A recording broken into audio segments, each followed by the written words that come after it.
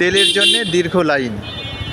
বারডেম হাসপাতালের এই দিক থেকে শুরু করে একদম শিল্পকলা একাডেমির সামনের দিকের যে রাস্তা এগিয়ে গেছে সেই রাস্তা দিয়ে এটি সুপ্রিম কোর্টের সামনের যে পাম্পটি রয়েছে সেই পাম্প পর্যন্ত দীর্ঘ লাইন।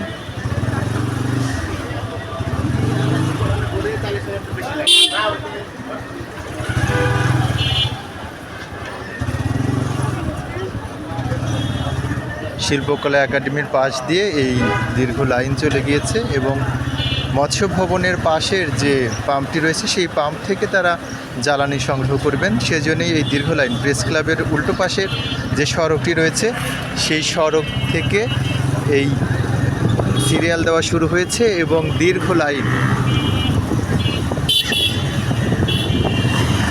শিল্পকলা একাডেমির সামনের যে রাস্তা সেই রাস্তায় দীর্ঘ লাইন অতিক্রম করে এই গাড়িগুলো জ্বালানি সংগ্রহ করবে এবং মোটর সাইকেলও জ্বালানি সংগ্রহ করবে। সরকার বলছে সংকট নেই, কিন্তু মাঠের চিত্র সম্পূর্ণই আলাদা। এরকম দীর্ঘ লাইনে দাঁড়িয়ে জ্বালানি সংগ্রহ করতে হচ্ছে গাড়ি চালকদের এবং যারা বাইক চালক রয়েছেন তাদের।